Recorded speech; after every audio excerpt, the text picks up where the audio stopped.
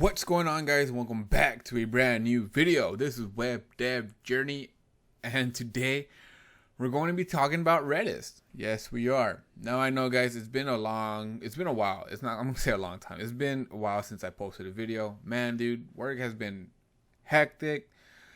Honestly, dude, I feel like they're going full throttle I'm not even gonna say. I was gonna say something dirty, nasty, but I know how you guys are saints, so I'm just keep it PG-13. Even though PG-13, in my opinion, has upped their limits, and ever since I remember, since I was a kid, they upped their limits quite a bit.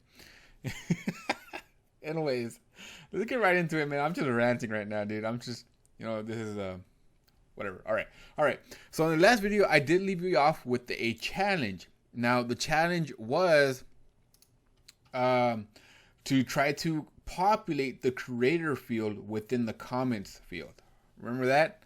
It's like I said, it's been a while, so yeah, I left it with that challenge, and we're going to be completing that challenge or walking through that, how to solve it in this video, and then we're going to be talking about Redis, all right, and why we're using it and all that. All right, so let's just focus on this bit first of all. All right, so all right, let me actually. Okay, it's in services, tweet service. All right, this is where we left off, and this is where you should have, went to the, or tried to solve that problem. All right, so we're populating the comments field, but instead of doing this, we actually need to put in some options. You could put in options with the populate method. Mongoose gives us this flexibility. So I'm gonna just copy this, and we do need to pass in some options. So put an object in there. So the first populate, what path do we want to populate? And that's the comments section. All right, the comments field. This right here, this is basically saying what we had previously. Populate comments. That's basically what this is saying. The reason why we needed options is because now what we want to do is say we want to populate options again. We want to populate the path of the creator field. All right, let me actually do this single quote so that way it could be. All right, there we go. All right. So what's going on right here? So this populate, whatever the first population, which is this path of comments, that's going to be the parent. Now every time we populate inside of this populate method, every populate that we do is going to be children of the parents populated, or the parents field. Okay, so since comments is the parents field, once we populate again and we say path creator, it's going to look inside of the comments field and find a path or a field called creator, and then populate that as well. Now if we go back, I'm watching the It movie. Yeah, my time off, man, this is what I do. Anyways, if we go back, refresh the page, you're going to see that, hey, data, tweet, comments. The creator has been populated, as you can see right there, because it lives inside the comments. Now, let's say that you want to populate, let's say liked, that we had liked. You wanted to populate the liked field. Well, we wouldn't do that inside of this populate method. What you would have to do is actually call, again right here, is it right here? Yeah. Dot populate. Again, populate. And what do you want to populate? It's going to be the liked field, right? The liked field. So liked. Just like that. Well, yeah. But we don't have liked, so I'm not going to do this. But that's how you would do that for liked. Since liked is actually not for the comments. It's not a field within the comments.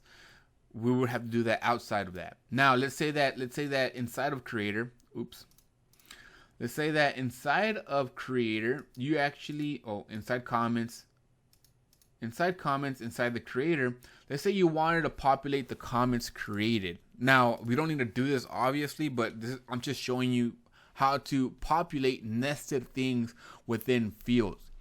Now, we know that this is inside the creator, which is inside the comments. So yes, we would have to do it. Let me push that up. We would have to do it inside of this, but not specifically just this, inside of this populate. Okay. So now we populated the path creator. Now this is the parent of the create or comments created. So what we have to do is call populated right here. And what do we want to populate? That's the comments created. And again, single quotes. Now, if I control save that, let's go back to our thing. Let's refresh the page. Right now, we don't have comments created populated. But if we refresh, grab the data, tweet, comments, creator, you're going to see that comments created now is populated, which is exactly what we wanted. That's pretty cool, right? So I'm going to leave that up for you guys to actually see, but this is how you populate nested things within a certain field. The last two videos of this series, anyways, the last two videos in this series, we're going to be refactoring all of our code quite heavily, because let me actually show you why. We have some things in here that we don't want. So let's say, for example, inside the creator, we have all of these things, which we really don't want for this page, for this specific page, tweet page. We really don't want the comments created. We don't want the tweets created, the tweets liked. We don't really care about that. All we care about is literally the name, because we just want to know who actually created that comment, right? That's it. And for the comments inside the comments array, we probably just want, hey, well, we only want the comment and the creator. That is it. Anything else we don't need. But you're going to see that this is getting a little bit hectic. The data that we're sending back is getting a little bit hectic. So we want to clean that up. And that's what we're going to be doing in the last two videos of this series. We're not there yet, but that's what we're going to be doing. Now that we solved that problem, let's talk about Redis. Why are we using Redis? All right.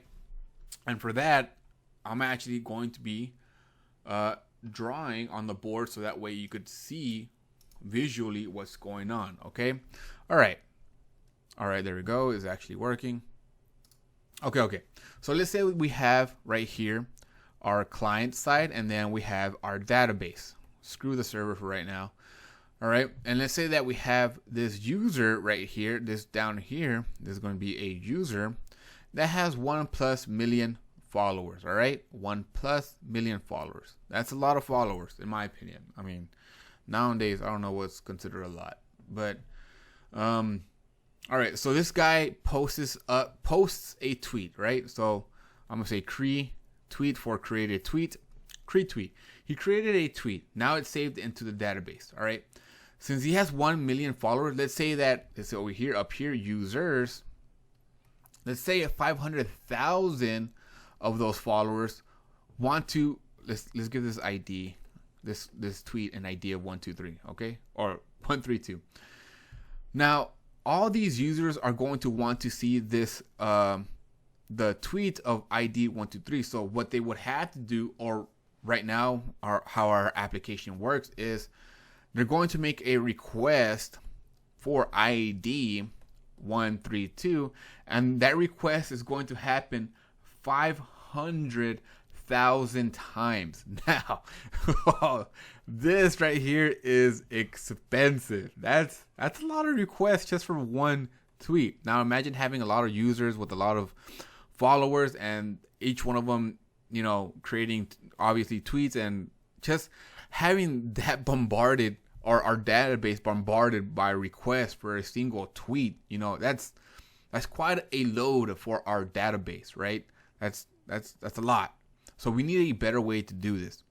Hence, this is where Redis comes in, right? So now we have our client, we have Redis, and then we have our database, okay? And let's say that our database already has the ID of 123. It already has it saved in there. All right. Now these users 500,000. So let's say that, okay, we want to grab the user or the tweet of 123, right? So we're gonna hit Redis up first. We're gonna hit that first, right? ID 123. Redis, for some reason, it doesn't have it. Don't worry, I'm gonna explain a little bit more of why. So it doesn't have it, right? It does not have it. So what we need to do is actually go fetch it from the database, and this is only going to be one request. Okay, make sure this is one request. There's going to only be one request for ID 1, 2, 3, and we're going to be sending that to Redis ID of 1, 2, 3. Now Redis has the ID or the tweet of ID 1, 2, 3, right?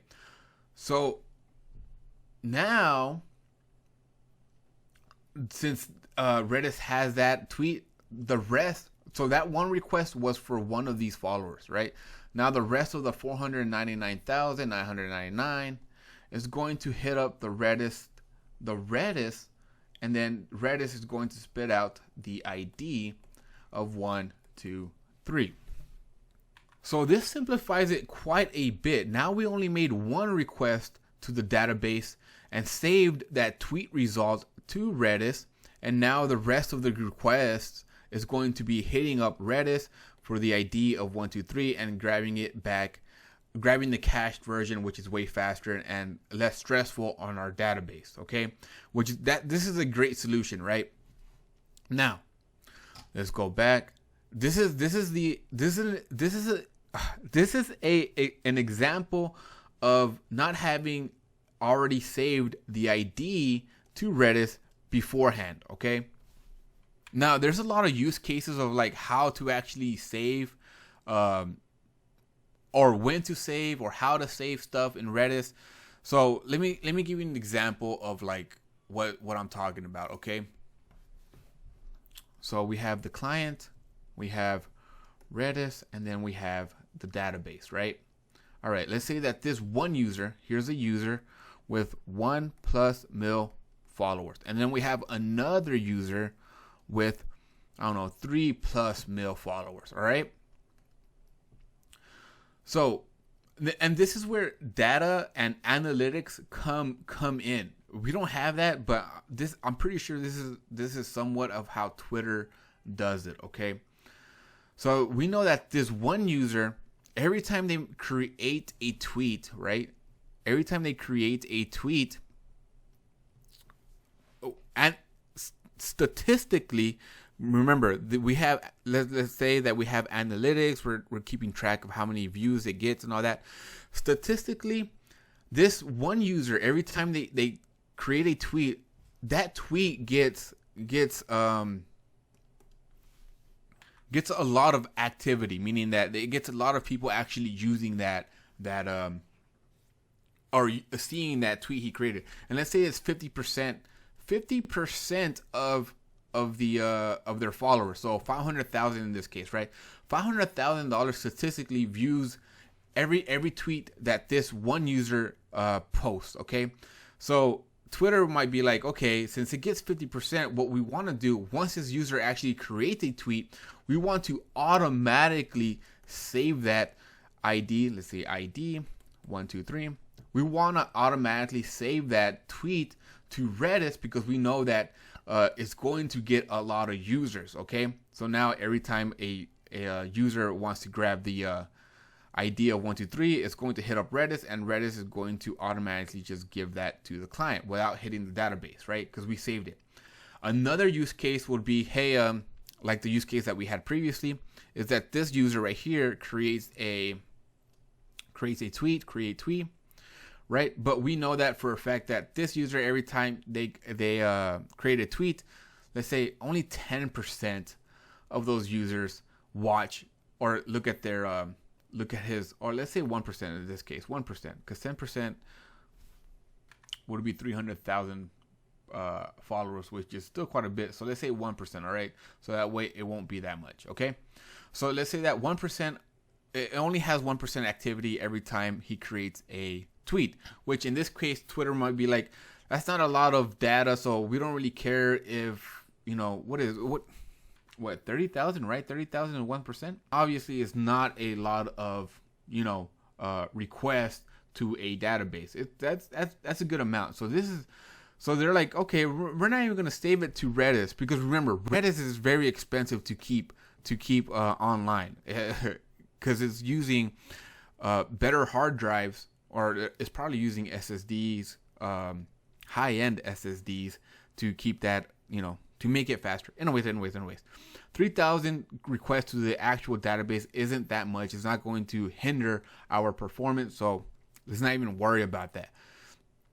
So these are some of the use cases how Twitter might use it. I'm not too sure, but what we're going to be doing is, let me actually delete all this. What we're going to be doing is that we're going to just set my user ID. Let's see we're going to just set the web dev journey. We're going to make myself a high-end user. We're going to call it Hugh, right? Okay, high-end user. And every high-end user, all their tweets are going to be cached. Okay? That's it. All of the high-end users' tweets are going to be cached. Since we don't have data points like Twitter does, this is the only way we could actually see or cache some stuff, right? Having a high-end user, declaring them a high-end user, and then caching all of their tweets. Now, the point of this Redis feature of my Twitter clone is not to you could use this however you want, but the point that I'm trying to, or what I want to do with Redis is just create an easy way to cache tweets however you guys determine that what is necessarily to cache. Okay. However you guys determine what is cache worthy, I want to create a method to cache those, right? I want to create a method to cache it easily. That's the whole purpose of this caching functionality, is to create a method to cache easily. Like I said, you could determine who is cached, or you could determine what tweets are cached or who is cached. I don't really care. The whole point of it is to make it easier for you guys to cache tweets or cache full profiles of tweets. All right, and that's what we're going to be focusing on this video, or on these coming up videos. Okay, so in this video, what I wanted to do is cache all of my tweets for right now, and then obviously we're going to be refactoring along, in the videos coming up. So let's actually get started. Okay. All right. So since I'm going to be caching my tweets, what I'm going to do, or every user's tweets for right now is going to be everybody's tweets. So we're going to be caching it right here inside of the users routes index.js, since tweets right here, since /tweets gets the user's tweets, as you can see right here, user tweets. This is what we're going to be caching. Okay. Now, in order to do that, we do need to connect to the Redis client, and we already have that, as you should know, right? Inside of bin run right here, we created a Redis client. So we're going to be using that, okay? And that lives in the config. So what we need to do in app.js is we have config right there. So I'm going to be passing in config in our routes. Control save that. Now our user index.js has config, so we're going to be using that. Okay, so down here on the try/tweets, this is, like I said, this is the route where we're going to be caching all of our tweets. So right here, what I'm gonna do is say const client is going to equal config, what was it, .database .redis .client. Now this is our Redis client. I'm also going to be bringing in a util. It's going to equal require. We're going to be building a pre-built, or a util, a library in as well, because one thing you got to know about Redis, like I said, guys, we've been over Redis, so I'm not going to be talking about Redis that much, but the methods that Redis uses doesn't really have we can't use promise or async await, which is the way we're going to have to get that is callbacks. And I don't want to use callbacks. So what I want to do is make every function or every method that we're going to be using for Redis I want to make those, a promise, so that way we could use promises or async await. I really don't want to use callbacks. That's the only reason I'm using this. If you want to use callbacks, then feel free to use callbacks, but I don't. So one method that we're going to be using is the get method for what's it called? From Redis. So what I'm gonna do is say client dot get. I'm gonna call it async. Async, get async. We're gonna set that equal to util dot promisify, and we're gonna promisify client dot get. Now dot get is a method where you pass in a key value and it's going to give you an error or a result as a callback. And I don't want to use a callback, so what I'm gonna do is just promisify this method, so that way we could do await dot client or await client dot get, whatever, right? Which is what we want. All right, now that we have that set up, we're connected to Redis and we just made a method promisify, right? All right. Now that we have this, what we want to do is, since we're trying to grab user tweets, what I want to do is create a const. I'm gonna create a const right here. Const. I'm gonna call it cached user tweets. Okay, and we're gonna set this equal to await client dot get async, and we're going to be grabbing the.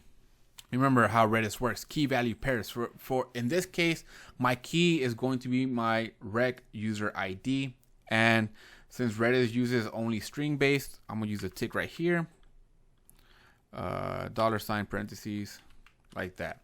Now remember, if you just do simply rec.user._ID, this gives you a mongoose object. Remember the mongoose object ID, which we don't want. We actually want to just string, make that a string, so that way we get the numbers and not the object. So what I did right here is just passed in my user ID and just stringified it by just doing this tick. All right. So now we're trying to grab the tweets from the Redis client. All right. So I'm gonna say right here, if cached user tweets, what we want to do is I'm gonna console.log cached tweets, so that way we know that this was the cached tweets, and we're going to return res.json, and it's going to be almost the exact same down here, an object of tweets, right? But the thing is, remember, everything is, so once we store it in Redis, we have to store it as a string. So we're going to be using json.stringify the data, right? So we're assuming that whatever we get back right here, whatever we got back was already stringified with JSON. So what we need to do is actually do json.parse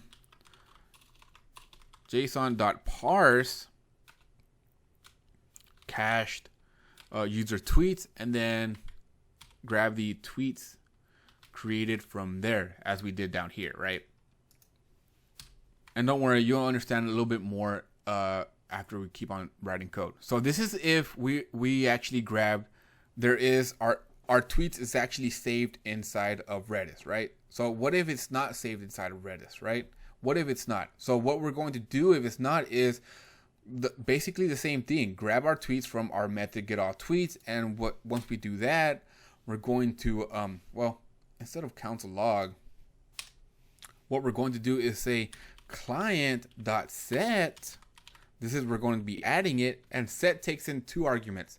The key value pair, remember, the key value pair. Key being our ID, copy this, right? That's our key, and the value that we want to save is the user tweets. Now remember, we do need to save this as a string version, so I'm gonna do is json.stringify, like that, and there you go. Now you know why we used JSON parsed up here. Okay, and then we're gonna just simply return tweets.userTweets.tweets created, right? Pretty simple. Control save this now. All right, so let's actually give this a shot and see if it works. Okay, like I said, this is pretty nasty and dirty right now, we are going to be refactoring this, but I just want to, this is the initialization part of this whole Redis kind of thing, right? I just want you to dip your toes into Redis right now, and then later on you'll figure out what we're trying to do, okay? So let me actually explain what's going to go on, right? So first of all, we're going to grab the tweets, our tweets. So that lives in the profile page in the client side, right? So once we hit the profile page, it's going to try to grab our tweets from client async. Obviously, we don't have it cached right now. So this is going to get ignored, and what we're going to be doing is grabbing the tweets from our database. For the first request, right, is going to be the tweets from the database. But now that we cached it right here, every time we refresh or, log out and then log in, since we still have that cached version, it's always going to be hitting this if statement, right? And you're going to see that right now. Now, to make sure everything is working, I am going to be using the Redis client or the Redis commander, so that way we see what's going on. And so that way you see what's going on as well. As right here, if I refresh the page, you're going to see that we only have sessions so far, which is true. We only have sessions. So let's go to the tweet page. Let's go to the profile page. Or let me actually minimize this so that way you see what's going on. Okay. Let's go to the profile page. And something went wrong. Let's see what went wrong. Config is not defined. What do you mean? Up here, config. Did I not pass in my app.js config? Okay, I passed in config in my routes, so index params. Okay. Oh, sorry, it's right here. It should not right here. Up here, we need to grab config right there. All right, control save. My bad. That was my fault. We needed to add that. Okay, now if I hit the profile page, we grab the first time we grab it. Obviously, we're going to grab it from the database. As you can see right now, our console.log has not shown up, which is cached tweets, right? Because we never cached it. Now let's check our Redis. Refresh it, and look at that. You're gonna see that we did cache something, and my key is my user ID, which is right. 3B55 is my user ID for Web Dev Journey. So for our key, we cached our tweet. Okay. Now, if I refresh the page, I should see, look at that, cached tweets. We grabbed our cached tweets, which is great. Well, that's awesome. If I go to home, awesome. If I go to profile, cached tweets again. We're not hitting that database no more. We're actually hitting the Redis, which is our cached, which is awesome. This is exactly what we wanted. And this is exactly where we're going to be leaving off for today. Yeah, guys, I hope you enjoyed it. And look, I want you guys to try to figure out a way for you guys to cache your tweets. What is going to be your what is going to be your algorithm to figure out what tweet is going to be cached or what profile is going to be cached, right? Leave a comment down below on your ideas on like who should be cached, what should be cached, how should we determine what's cached and not, all right? I want to know what you guys think about that. Let me know down below. Like I said, we don't have data points like Twitter does. We just don't have that data. We just don't. So we got to come up with a way of who gets cached and what gets cached and how do we determine what gets cached, right? But that's it for this video, guys. I'm gonna leave it like that. Now you have a Redis caching system. Pretty garbage, obviously, because I mean we shouldn't even be doing const require, and every time we do /tweets or try to grab tweets, user tweets, we're going to try to connect to the database or to the Redis database. We're going to get the util, and then we're going to promisefy that util, and then we're going to, we're doing a lot of things over and over again. This is why I say it's garbage. But we are going to be figuring out or refactoring this in the upcoming videos. All right. So with that said, guys, thank you guys for watching my videos. I really do appreciate your support, guys, and let me know down in the comments what you think about everything. How is the Twitter clone series going so far? If you need help in something, let me know, guys. I would love to help you guys out. All right. Like I said, thank you so much for watching my videos. I hope you liked it. If you liked it, please hit that like button, subscribe, and comment down below on what I asked you to do. Thank you guys, and I will see you in the next video. Bye.